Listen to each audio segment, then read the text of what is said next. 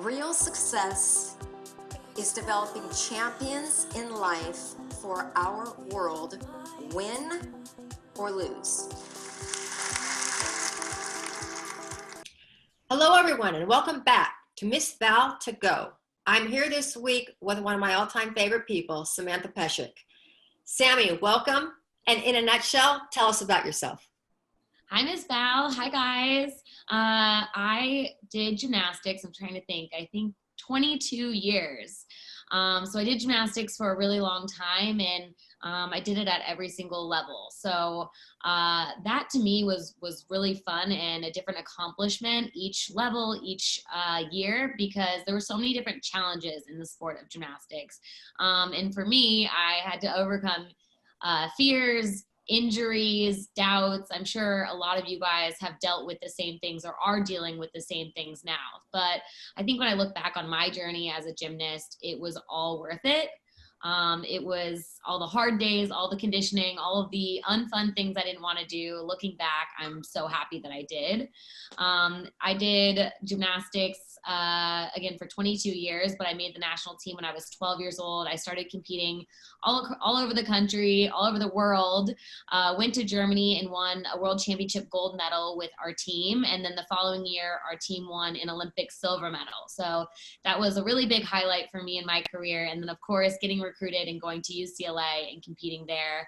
I was on the team for 5 years and competed for 4. And it was some of the best years of my life. I became a 3-time NCAA champion, obviously got to work with Miss Val and met so many great friends along the way. So that's a little bit in a nutshell.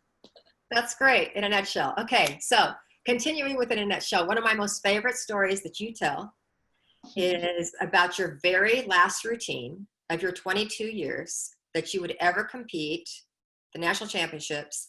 And the reason why I love it so much is because you had a choice to make whether to play it safe, to win and become the balance beam national champion, or to leave your sport with no regrets.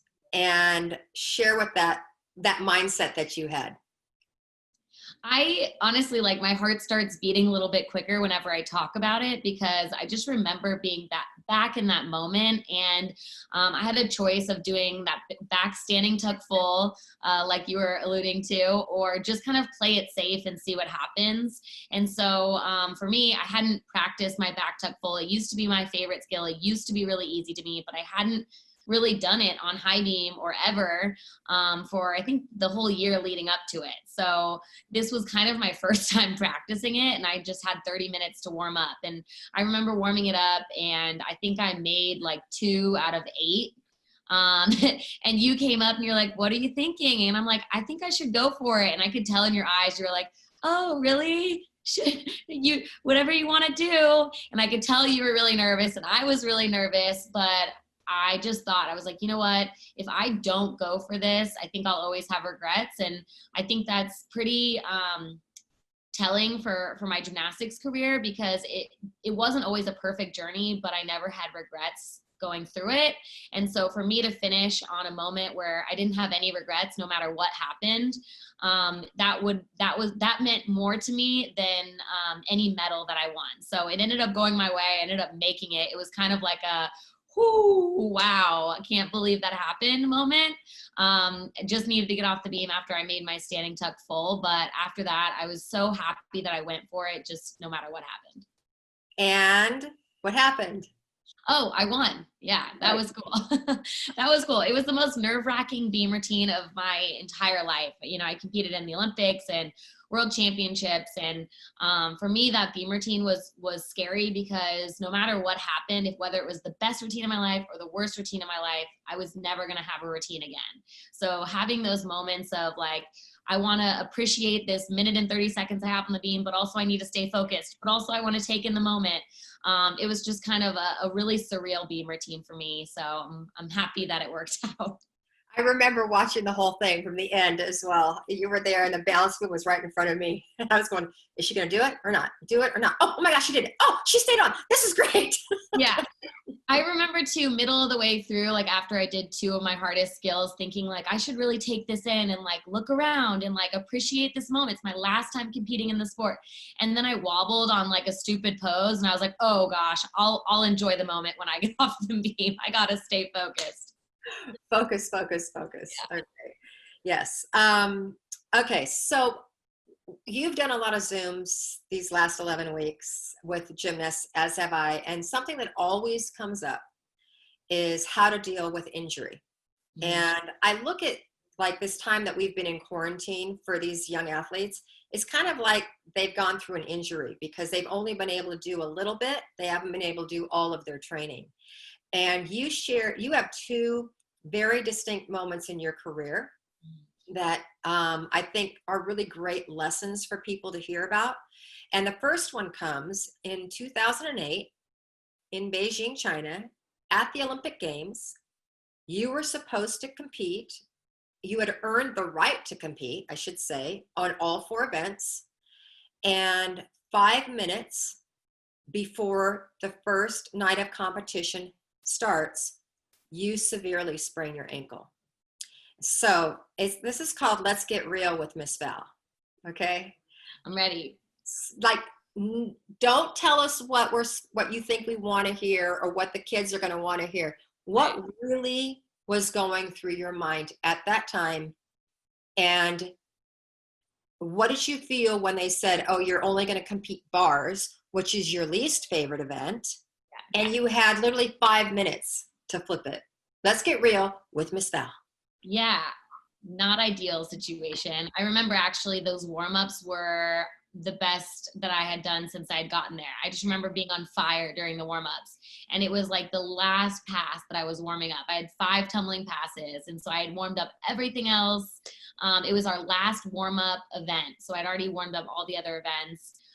It was my last pass and I just overshot it a little bit and like landed super weird on my ankle. And I just remember thinking like, okay, if I can't feel pain, then it doesn't exist. And so then I tried to walk on it and my teammate came over and she said she heard it pop and there was no ignoring it. I couldn't walk on it. And so they rushed me out and I just remember being so in shock, like not even having feelings. Like I couldn't feel pain. I wasn't sad. I was just like, what? Like what just happened, And so they, gave me a quick cortisone shot and I had like 3 minutes left of touch warm up, I think, to try and use it. So I tried to do a round of back handspring, which, I'm competing at the Olympics. That was like the least of my worries. And I couldn't even push through my foot. Like I just crumbled onto my head on a round of back handspring because the cortisone shot hadn't kicked in yet. So they had to quickly pull me, the lineups changed, and then, we marched out and that was kind of it. And so I didn't know that I was only going to do 1 event. I actually thought I was going to do all 3. I just needed 20 minutes for the cortisone shot to kick in. And so I remember watching floor routines just like being like, okay, it's going to be fine. I'll, get it fixed by tomorrow. I just, it's going to be fine. So I was pretty positive throughout the whole thing. Just, okay, let's focus on what we have. I need to cheer for my teammates. I need to switch gears and kind of be this cheerleader and do whatever I can for the team because it's kind of my fault that everyone's a little bit flustered right now. The lineups changed. And so during floor, I remember asking Marta Caroli, can I, I'm ready for vault. I'm totally fine for vault. And she said no. And I was like, whoa, what? Like, that's my thing. I can vault in my sleep. I did have a torn meniscus also. So I hadn't been vaulting as much. And she was like, I really need you. You were put on this team to be the rock. You're the icy one. You can hit your routine, your bar routine, no matter what. And right now, all I need from you today is to go first on bars and to hit your bar routine. And I was like, okay, like I can do that. She just like looked me in the eye and she was like, can you do that? Like 100%, can you hit your bar routine? I was like, yeah, I got you. Like, I'm going to hit my bar routine. And she was like, okay. And that was kind of like end of discussion. And then after bars, they actually gave me the option to do beam or not. And she was like, you can do it if you want to. Like, do you feel up to it? Like, can you push? And I couldn't really walk very well. And so I was like, you know what? I don't want to go up there and not do my best if I can't push through my foot. And I'm a powerful gymnast on beam. So that's kind of like the quick run through of what happened that day. So I still got to compete on bars. It was like, again, a very nerve-wracking bar routine because my ankle was swollen. So my center of gravity was unbalanced. I didn't get to warm up after I hurt my ankle. So I had a 30-second touch to kind of recenter and have my right side a little bit heavier than my left side because of my ankle. And I didn't get to warm up the dismount. I didn't know how it was going to feel. I just kind of had to trust in my training and believe that I was going to land on my feet and it was all going to be okay.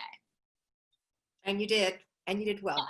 Yeah, I did. And I remember thinking, oh my gosh, thank goodness I was able to I told her I was going to make, me, Miss Val, I'm really competitive. And if someone challenges me to something, I knew, I was very mentally tough. I think I developed that as a really young age because of how many fears I had in the sport. I think it really helped me later on in my career, especially in times like that, where I had every right to be nervous, insecure, frustrated, upset, sad. And I really just had to focus on making my bar routine and then, taking one thing at a time, one obstacle at a time, with the number one priority of my team and making sure that they had what they needed to compete at their best as well. Yeah. Sammy, you were at UCLA when I got diagnosed with breast cancer. And I'll never forget so much of that year because it really was one of the most magnificent years of my life and going through all that with all of you. But as you well know, something that really stuck with me at the beginning of my diagnosis was the ability to switch the words in my head from have to get to. And the first time I switched that was when I learned that if I chose to get chemotherapy for a full year, that they told me it was going to work. I talk about the moments that you switched have to get to. And I'm going to share a little bit of your story. You really like to do things in dramatic fashion, Samantha Peszek. You got injured at the Olympic Games 5 minutes before you had to march out. And it was your sophomore year in college. Junior. The day before you were leaving to go home for Christmas break. And we had our last big team intra-squad. And we'd gone through 4 events and it was a great day. And it was the last event and you were the last competitor. And boom, let's bring the drama and tear your Achilles tendon. So yeah, that was not ideal either. Wow. Not ideal. So in the Let's Get Real portion, which we just did, let's get real again and share the get to versus have to with how long did it take for you to switch your mindset, and what did you shift it to? Because an Achilles tendon is not like a 6-week sprained ankle, you're going to be back. It's a full year that you're going to be out. So take us through that mindset. It was definitely a lot harder for me to shift my mindset this time around versus at the Olympics. And I'm sure it had a lot to do with, I was in the middle of a meet, right? So there's not really an option to like process and to switch gears. I had to immediately switch gears. I feel like my freshman, sophomore years were such transitional years for me. I was, trying to get back in shape. I was kind of like disappointed in myself as a gymnast. I was, trying to work hard in school, trying to have a social life, trying to, balance college life. And it was hard. It was tough because from my elite background, you're taught that you're only a good gymnast if you're spending so many hours a day and you're eating this perfectly and you're doing this and you're getting 8 hours of sleep every night. Like, I just couldn't fathom how I could be a good gymnast and be an excellent college student as well. So I feel like the first 2 years were just really tough. And so I remember my junior year really telling myself in the fall, like, okay, this is the year that I've had 2 years under my belt. I'm going to be a 24-hour athlete. I'm going to do all the things. I really want to show up for my team, be a leader and, whatever. And so I got in for sure the best shape that I had been in at UCLA. And so it was even more of a bummer that right before we went home, I think it was 2 weeks before season, I tore my Achilles. And I just remember punching, it was my last pass, doing a double pike, and I landed on my face. And I just remember thinking, that was weird. I can do a double pike in my sleep. And everyone was watching me. We were doing a mock meet. I know you remember. And I looked down and I saw my foot right away. I knew exactly what happened. And it didn't hurt actually. It wasn't painful. I just looked up and I told our trainer, don't freak out, but I just tore my Achilles. And she came over and I remember saying like, can you move it? And I was like, no, I just told you I tore my Achilles. She was like, okay. And so we go over there and I just remember thinking like, this is weird. This is such weird timing. And when I got home after surgery, I was home for a couple weeks. And I just remember thinking like, maybe it already peaked in the sport, like that, maybe my elite career was it for me. I wasn't really enjoying it. I wasn't feeling like I was at my best. I just didn't feel like I was up to the level that I was proud of. And so I just remember thinking like, I have two choices. I can either like give it 110% if I come back to the sport, or I can just be done with gymnastics and give school 100%, because I didn't feel like I was giving anything 100% at that time. And so that's when I was like Googling, like, I need some inspiration. I'm really down on myself. I'm not loving the sport. And so I was reading about vision boards and I was like, this doesn't seem real. Like this seems kind of silly, but it can't hurt, right? Like I'm going to do all of the things. If I'm going to give it 110%, I'm going to do all the vision boards. I'm going to do all the motivational quotes. I'm going to, go all in. And so I made a vision board during that time and like read all these articles about how to make it and where to put it and how to see it. And I remember hanging it on my wall when I came back to UCLA and for a couple of years. And then a week ago, I was in my storage unit and I actually found the vision board that I made my year of college and everything on it came true. Isn't that wild? That's incredible. Do you have it? Yeah, I brought it. Oh my God. So this is it. It kind of looks crazy, but you can see there is the national championship trophy. And so I won a beam title and the all-around title my 5th year. So I actually wanted to win a team title. That was what I would have really wanted. And so I was joking with someone, like I needed to be more specific. Like I put this on there, but I didn't put team on there. I just put the trophy on there. So now next time I make a vision board, I need to be a little bit more specific because it did come true, but not exactly the way that I thought it was going to. You guys, we've talked about vision boards so much. I know that I've been on Gotham. And Sammy, you made that vision board right after you got injured. No idea how you were going to come back. And like you said, you thought your best gymnastics was over. And you made a vision board about, and you guys, this is why it's super, super important to be really specific with your dreams and your goals and your vision board, because she put up there, win a national championship. And she did. She was the national beam champion and the all-around champion. But what she really wanted to do was win a team championship. And what Sammy just said, I should have been more specific and put the team championship up there. You put up there commentating. You had not commentated anything. You put up there ESPN. Sammy commentates for the Pac-12. And then all of a sudden, last year, she's commentating for the ESPN. And you're commentating football. Share with us, wrap this part of this segment up with us of how you shifted your mindset from have to get to that year. That could have been a very sad year for you. Yeah, it could have. Well, I think I don't do anything. I feel like once I make a decision with something, I go all in. And so that decision that I made was going to give 110%. And so even though like I hated spinach, but when I was like Googling nutrition and like things to help heal my body or like to make it as strong as possible, spinach kept popping up. And so I was like, I really don't like spinach, but I'm going to like mix it in a smoothie. I'm going to like, I'm going to do all of the things.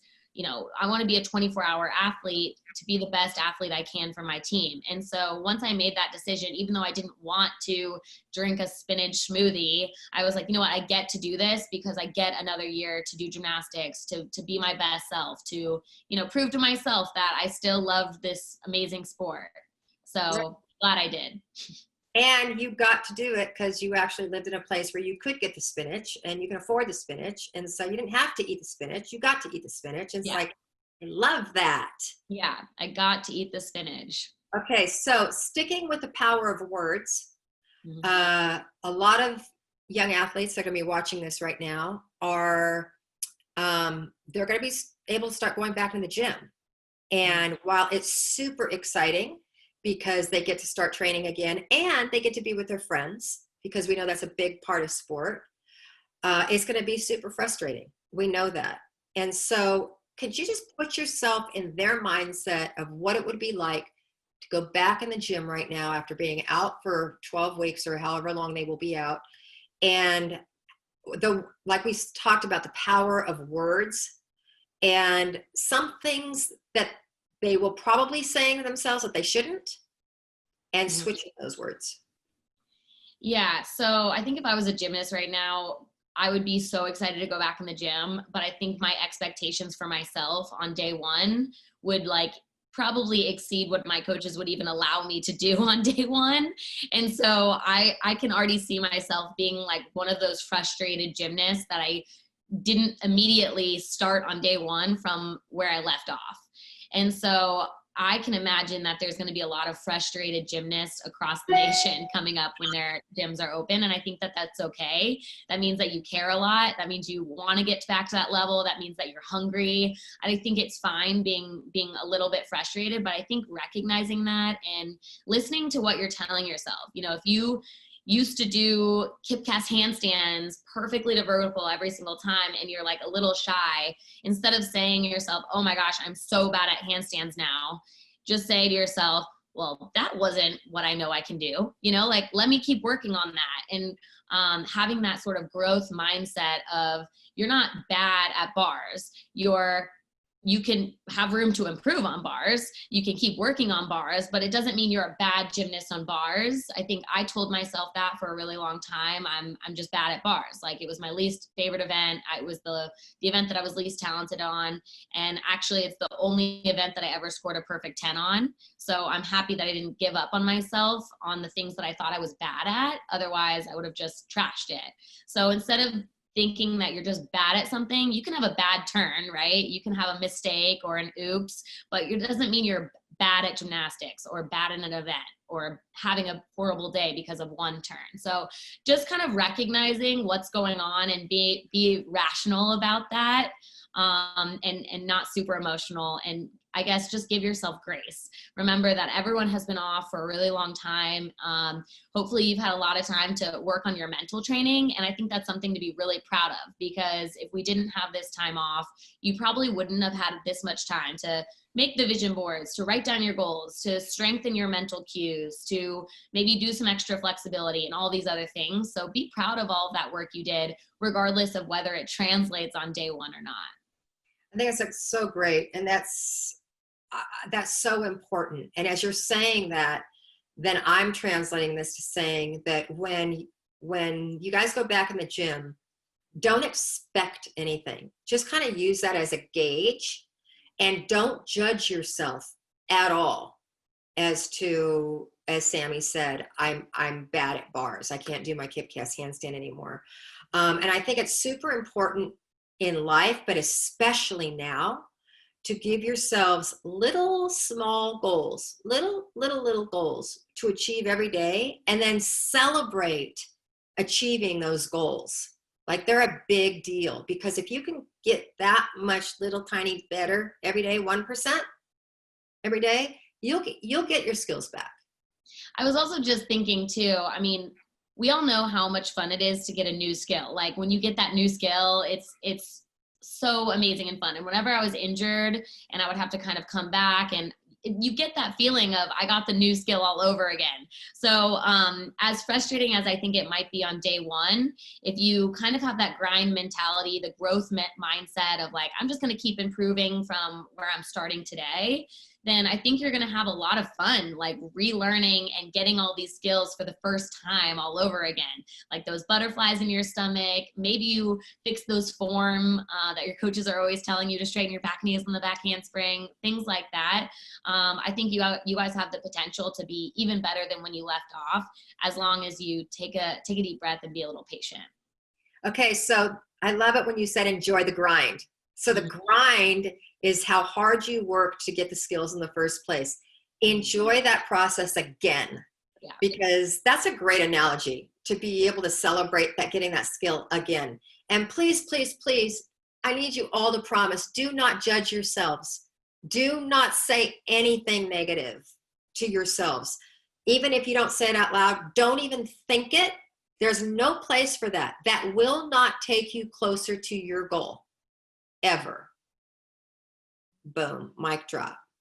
Yeah, I think that also if you have the power and to change the culture in your group and in your team, right? And so if you kind of come in with a really good attitude and you're like, let's see what we can all do today, and kind of have a little bit of an excited mentality for it, everyone's going to feed off of that in the group, right? And so I think if someone does something, everything should be celebrated. Like, wow, can you believe how good that was? And we had 3 months off, even though if it was a basic skill or not. And just kind of supporting one another, I think bouncing those ideas and that passion off of each other would really help the vibe too. I love that. I love that idea. Be the spark inside your gym. Be the positive energy. You be the positive energy in your gym, and celebrate your teammates' little small victory, little tiny victories, and yours as well.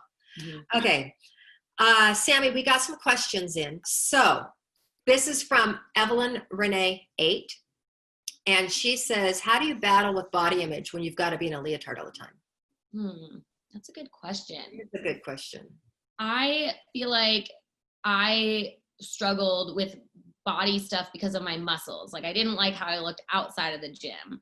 But in a similar note, I think there's a lot of people that are insecure or uncomfortable in their own skin in a leotard as well. And I think my best advice for that is just think about all of the things that your body can do for you.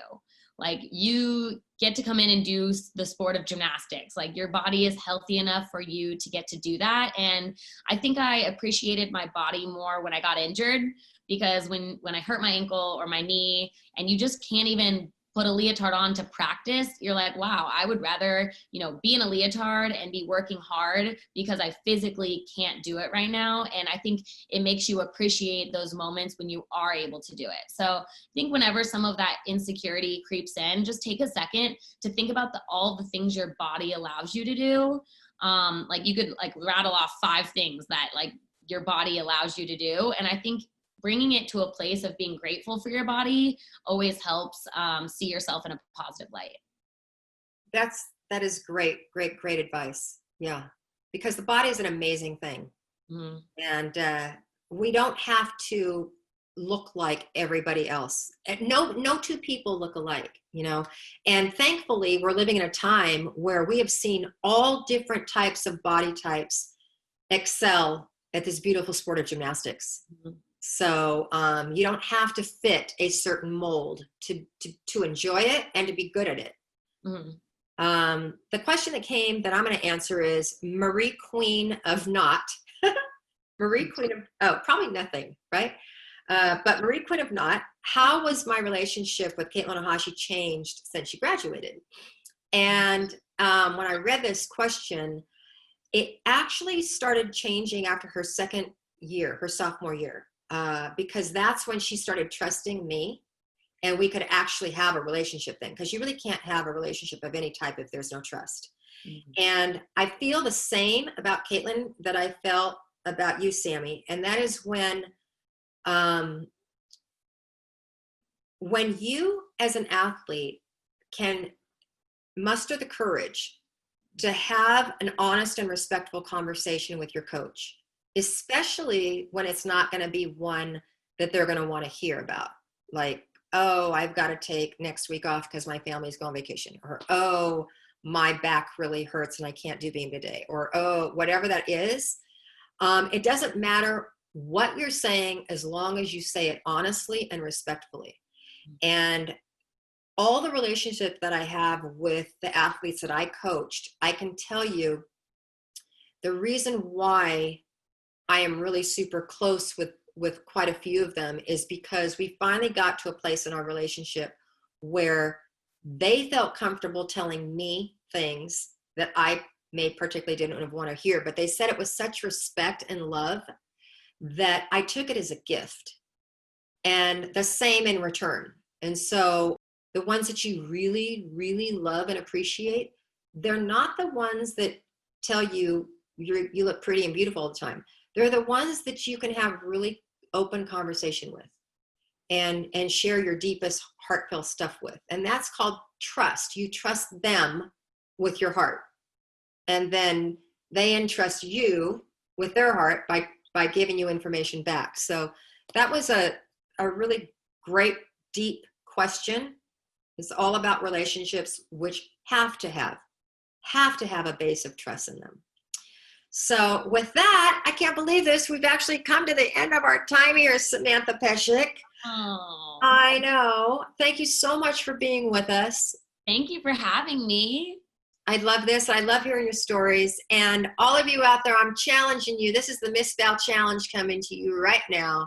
That is, I want you to think about something today that you really don't want to do, but you know that if you do it, it's going to be better for you.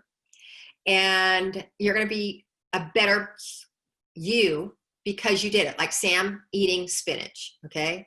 And I want you to shift that word in your head.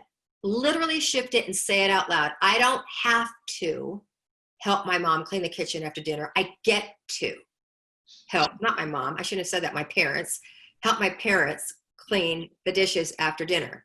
I get to, because how cool is that? I have a family and I got to have dinner and I have dishes that I get to clean.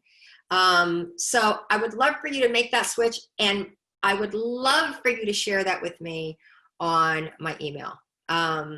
What are you getting to do today, Miss Val? What do I get to do today?